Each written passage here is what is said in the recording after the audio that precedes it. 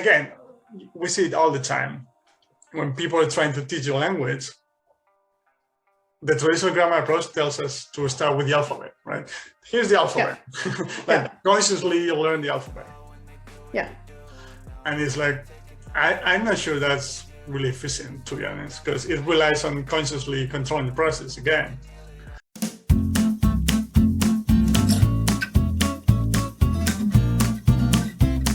Cool. And yeah, one question about your friend that I forgot. And how did she go about teaching you Korean? I mean, the symbol. Oh, the written language. I mean, she just went through each. I mean, it's very systematic. So the vowels are either vertical or horizontal. They have one little thingy or two, and the sound change. Like if you have a vertical vowel and it has one, and you add one, that change, the sound change, is systematic for all the vowels.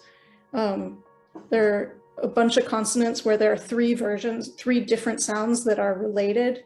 So they'll use the same base consonant and then change it in a very systematic way. So it was just, she just kind of went through and explained it to me. And then I could go read the signs. I, of course, only understood them if they were English loan words.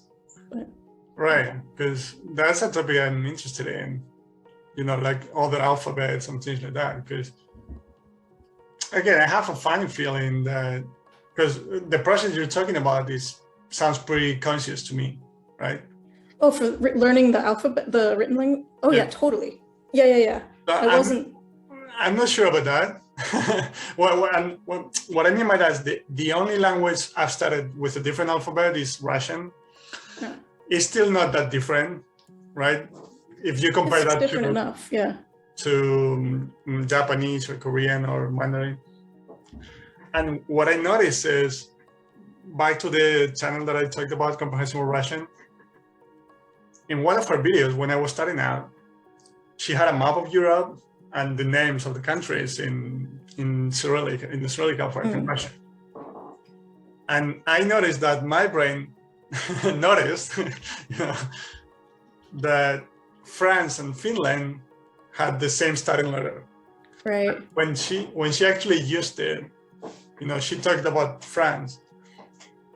I was like, so this little circle with a stick, that's our F, sort of, right? Yeah.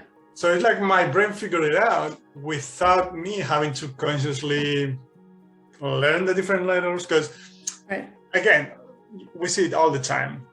When people are trying to teach you a language, the traditional grammar approach tells us to start with the alphabet, right? Here's the alphabet. Consciously you learn the alphabet. Yeah. And it's like, I'm not sure that's really efficient, to be honest, because it relies on consciously controlling the process again. Yeah. And yeah, actually, so, oh, go ahead. No, just the final thought, that's what I did with Russian, and I can read Russian. Yeah. Now, I don't understand what some of the words mean a lot of the time. Yeah. But I can read them, if that makes sense.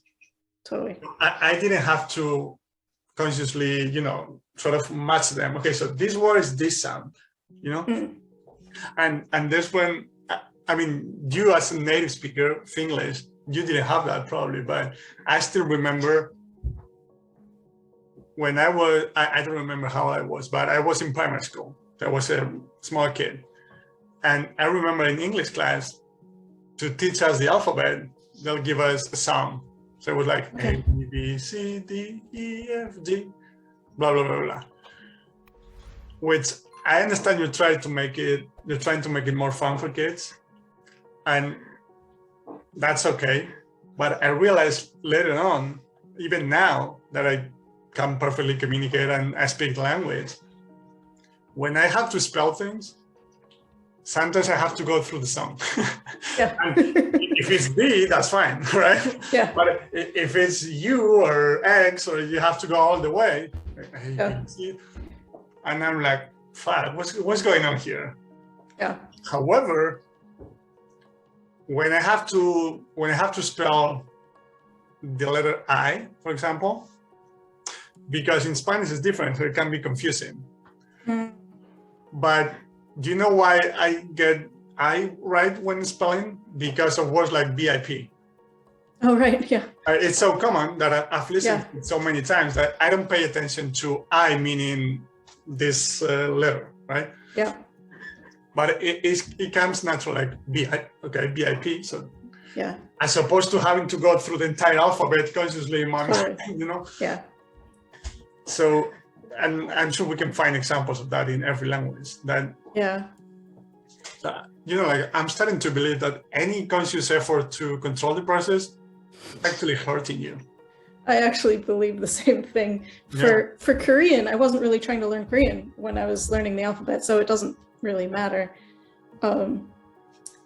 If I do this again with a different language that has a different writing system, I'm not going to learn how to read until I can hear all the sounds crystal clear.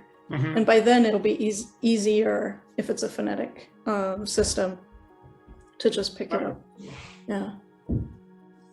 Yeah. It's the same thing with numbers, actually. People are trying to say, oh, it's 798. And they'll be like, oh, 7, 7, 1, 2, 3, 4, 5, 6, 7, 7. Mm-hmm. Yeah, it's really hard if you've learned the numbers by counting and not through natural interactions and things. Yeah, that's, I mean, with English, for example, so I think you actually acquire them through things like, I don't know, for courses, you use a lot 101, right? Yeah. Like English 101 or economics 101, whatever. So things like that are used on a daily basis, or the 50th anniversary of whatever, you know. Yep. As opposed to, okay, so 10th, 20th, 30th, you know. Yeah. It's just, I think it's just an attempt from us adults to consciously control the process again.